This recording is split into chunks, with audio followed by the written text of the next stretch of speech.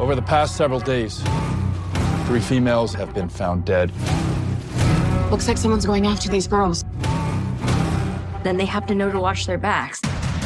Streaming March 13th. You really want what happened to this woman? That happened to you? Exactly why I need to keep going on this. Starring Emmy Award winner Amanda Seyfried. I'm worried about what you're gonna find. So am I. Long Bright River. A limited series. Streaming March 13th. Only on Peacock. Hey everybody, welcome back to the Reclamation Podcast, where our goal is to help you reclaim good practices for following Jesus. If we haven't met yet, my name is Tony, and I'm your host. With over a decade in the local church, I care deeply and passionately about helping you connect with Jesus in practical ways. Well, guys, we made it through Lent. Today is Holy Week. If you're listening and you're caught up, we have talked about almsgiving, prayer, fasting, washing feet, and today we are going to talk about the Gospels. As a matter of fact, what we're going to do today is I'm going to read the Gospels to you. So this is an opportunity for you just to hear the Word of God wherever you are, whatever you're doing. Take this time to celebrate that the tomb is empty. I pray that it'll be uplifting and a gift to you as we read these Gospels together. I'm reading Matthew's Gospel beginning at the 26th chapter, verse 17. This is the Last Supper, and it reads like this.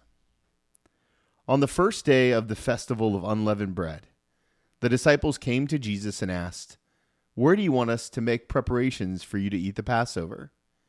He replied, "Go into the city to a certain man and tell him, 'The teacher says, my appointed time is near. I'm going to celebrate the Passover with my disciples at your house.' So the disciples did just as Jesus had directed them and prepared the Passover.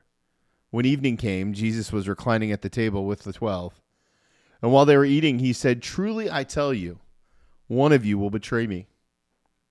They were very sad and began to say to him one after another, 'Surely you don't mean me, Lord.' Jesus replied, 'The one who has dipped his hand into the bowl with me will betray me. The Son of Man will go just as it is written about him. But woe to that man who betrays the Son of Man. It would be better for him if he had not been born.' Then Judas, the one who would betray him, said, 'Surely you don't mean me, Rabbi.' Jesus answered, 'You have said so.' While they were eating, Jesus took bread. When he had given thanks, he broke it, gave it to his disciples, and said, 'Take and eat. This is my body.' Then he took the cup, and when he had given thanks, he gave it to them, saying, 'Drink from it, all of you. This is the blood of the covenant, which is poured out for many for the forgiveness of sins. I tell you, I will not drink from this fruit of the vine from now on until the day when I drink it new with you in my Father's kingdom.' When they had sung a hymn, they went out to the Mount of Olives. Then Jesus told them, 'This very night you will fall away on account of me. For it is written, I will strike the shepherd, and the sheep will scatter. But after I have risen, I will go ahead of you into Galilee.' Peter replied, 'If all fall away on your account, I never will.' 'Truly I tell you,' Jesus answered, 'this very night before the rooster crows, you will disown me 3 times. But Peter declared, 'Even if I have to die with you, I will never disown you.' And all the disciples said the same. Then Jesus went with his disciples to a place called Gethsemane, and he said to them, 'Sit here while I go over there and pray.' He took Peter and the 2 sons of Zebedee along with him, and he began to be sorrowful and troubled. Then he said to them, 'My soul is overwhelmed with sorrow to the point of death. Stay here and keep watch with me.' Going a little farther, he fell with his face to the ground and prayed, 'My Father, if it is possible, may this cup be taken from me. Yet not as I will, but as you will.' Then he returned to his disciples and found them sleeping. 'Couldn't you men keep watch with me for 1 hour?' he asked Peter. 'Watch and pray so that you will not fall into temptation. The spirit is willing, but the flesh is weak.' He went away a second time and prayed, 'My Father, if it is not possible for this cup to be taken away unless I drink it, may your will be done.' When he came back, he again found them sleeping, because their eyes were so heavy. So he left them and went away once more and prayed a third time, saying the same thing. Then he returned to the disciples and said to them, "Are you still sleeping and resting? Look, the hour has come, and the Son of Man is delivered into the hands of sinners. Rise, let us go. Here comes my betrayer." While he was still speaking, Judas, one of the 12, arrived with him. With him a large crowd armed with swords and clubs, sent from the chief priests and elders of the people. Now the betrayer had arranged the signal with them. "The one I kiss is the man. Arrest him." Going at once, Judas said, "Greetings, Rabbi," and kissed him. Jesus said, "Do what you've come for, friend." Then the men stepped forward, seized Jesus, and arrested him. With that, one of Jesus' companions reached for his sword, drew it, and struck the servant of the high priest, cutting off his ear. "Put your sword back in its place," Jesus said to them. "For all who draw the sword will die by the sword. Do you think I cannot call on my Father, and he will at once put at my disposal more than 12 legions of angels? But how then would the scriptures be fulfilled that say it must happen in this way?" In the hour, Jesus said to his crowd, "I'm leading a rebellion, that you have come out with swords and clubs to capture me. Every day I sat in the temple courts teaching, and you did not arrest me, but this has all taken place so that the writings of the prophets might be fulfilled." Then all the disciples deserted him and fled. Jesus before the Sanhedrin. Those who had arrested Jesus took him to Caiaphas, the high priest, where the teachers of the law and the elders had assembled. But Peter had followed him at a distance, right up to the courtyard of the high priest. He entered and sat down with the guards to see the outcome. The chief priests and the whole Sanhedrin were looking for false evidence against Jesus so that he could put him to death. But they did not find any, though many false witnesses came forward. Finally, 2 came forward and declared, "This fellow said, I am able to destroy the temple of God and rebuild it in 3 days." Then the high priest stood up and said to Jesus, "Are you not going to answer? What is this testimony that these men are bringing against you?" But Jesus remained silent. The high priest said to him, "I charge you under oath by the living God. Tell us if you are the Messiah, the Son of God." "You have said so," Jesus replied. "But I say to all of you, from now on you will see the Son of Man sitting at the right hand of the Mighty One and coming on the clouds of heaven." Then the high priest tore his clothes and said, "He has spoken blasphemy. Why do we need any more witnesses? Look now, you have heard the blasphemy. What do you think?" "He is worthy of death," they answered. Then they spit in his face, struck him with their fists. Others slapped him and said, "Prophesy to us, Messiah. Who hit you?" Now Peter was sitting out in the courtyard, and a servant girl came to him. "You were also with Jesus of Galilee," she said. But he denied it before them all. "I don't know what you're talking about," he said. Then he went out to the gateway where another servant girl saw him and said to the people there, "This fellow was with Jesus of Nazareth." He denied it again with an oath, "I don't know that man." After a little while, those standing there went up to Peter and said, "Surely you are one of them. Your accent gives you away." Then he began to call down curses, and he swore to them, "I do not know the man." Immediately, a rooster crowed. Then Peter remembered the word Jesus had spoken before the rooster crows, "You will disown me 3 times." And he went outside and wept bitterly. This episode is brought to you by LifeLock. During tax season, your personal info travels to a lot of places. Between payroll, your tax consultant, and the IRS. If your W-2 gets exposed, that's just the ticket for identity thieves. That's why LifeLock monitors millions of data points every second. If your identity is stolen, they'll fix it guaranteed or your money back. Don't let identity thieves take you for a ride. Save up to 40% your first year. Visit LifeLock.com/podcast. Terms apply. Early in the morning, all the chief priests and the elders of the people made their plans on how to have Jesus executed. So they bound, led him away, and handed him over to Pilate the governor. When Judas, who had betrayed him, saw that Jesus was condemned, he was seized with remorse and returned the 30 pieces of silver to the chief priests and the elders. I have sinned, he said, for I have betrayed an innocent blood. What is this to us? They replied. That's your responsibility. So Judas threw the money into the temple and left. Then he went away and hanged himself. The chief priest picked up the coins and said, it is against the law to put this into the treasury since it is blood money. So they decided to use it, the money, to buy the potter's field that is a burial place for foreigners. That is why it's been called the field of blood to this day. Then what was spoken by Jeremiah the prophet was fulfilled. They took the 30 pieces of silver, the price set on him by the people of Israel, and they used it to buy the potter's field as the Lord commanded me. Meanwhile, Jesus stood before the governor, and the governor asked him, are you the king of the Jews? You have said so, Jesus replied. When he was accused by the chief priests and the elders, he gave no answer. Then Pilate asked him, don't you hear the testimony that they are bringing against you? But Jesus made no reply, not even to a single charge, to the great amazement of the governor. Now, it was the governor's custom at the festival to release a prisoner chosen by the crowd. At that time, they had a well-known prisoner whose name was Jesus Barabbas.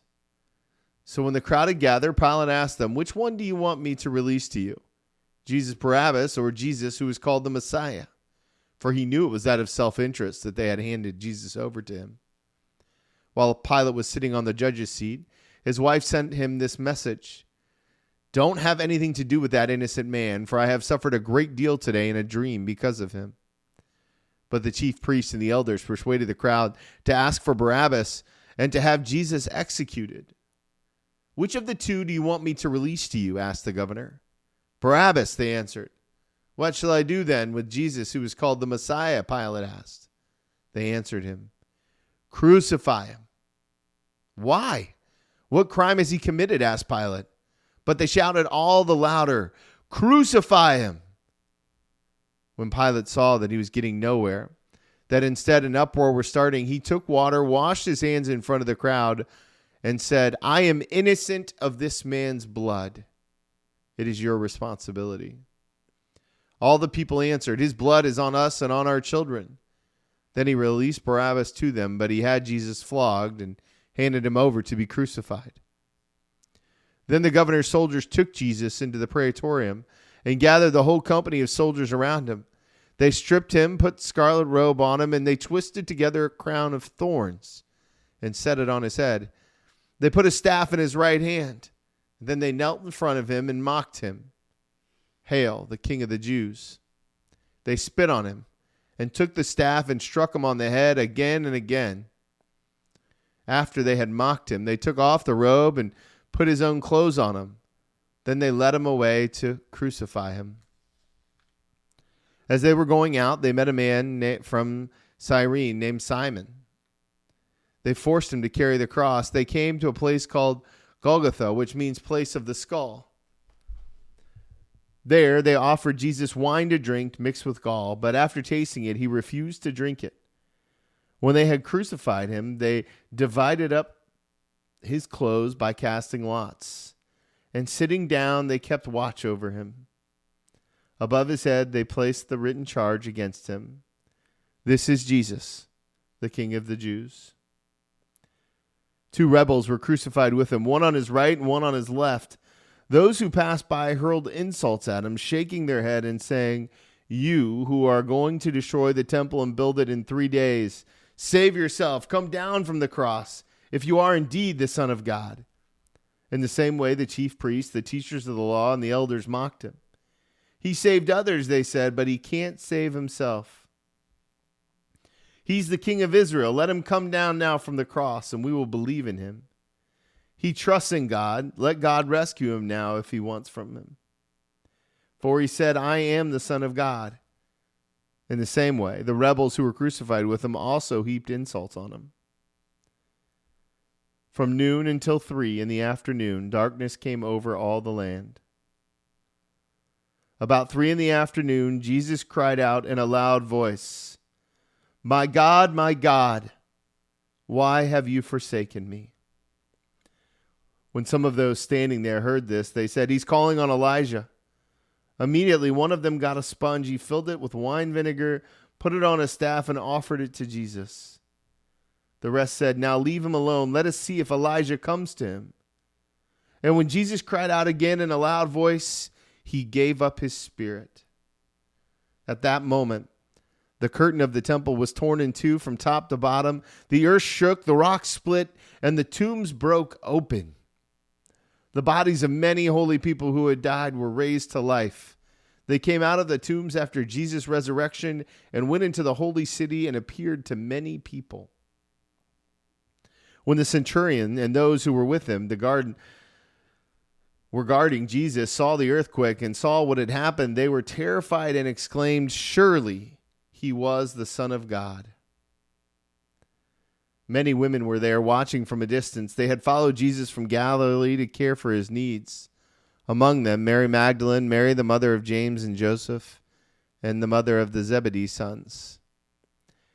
As evening approached, there came a rich man from Arimathea named Joseph, who had himself become a disciple of Jesus. Going to Pilate, he asked for Jesus' body, and Pilate ordered that it be given to him. Joseph took the body, wrapped it in a clean linen cloth, and placed it in his own new tomb that he had cut out of a rock. He rolled a big stone in front of the entrance to the tomb and went away. Mary Magdalene and the other Mary were sitting there opposite the tomb. The next day, after preparation day, the chief priests and the Pharisees went to Pilate. "Sir," they said, "we remember that while he was still alive, the deceiver said, 'After 3 days I will rise again.' So give the order that the tomb be made secure until the 3rd day.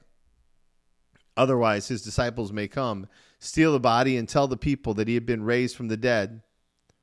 This last deception will be worse than the first." "Take a guard," Pilate answered. "Go and make the tomb as secure as you know how." They went and made the tomb secure by putting a seal on the stone and posting the guard. After the Sabbath, at dawn on the 1st day of the week, Mary Magdalene and the other Mary went to look at the tomb. There was a violent earthquake, for an angel of the Lord came down from heaven, and going to the tomb, rolled back the stone and sat on it. His appearance was white like lightning. His clothes were white as snow. These guards were so afraid of him that they shook and became like dead men. The angel said to the women, "Do not be afraid, for I know that you are looking for Jesus who was crucified. He is not here. He has risen, just as he said. Come and see the place where he lay. Then go quickly and tell his disciples, he is risen from the dead and is going ahead of you into Galilee. There you will see him. Now I have told you." Friends, this is the good news. This is the gospel of Jesus Christ, that he has defeated death and rise from the dead. Happy Easter. May these words resonate in your heart. And remember, if you want to follow Jesus, you must be willing to move.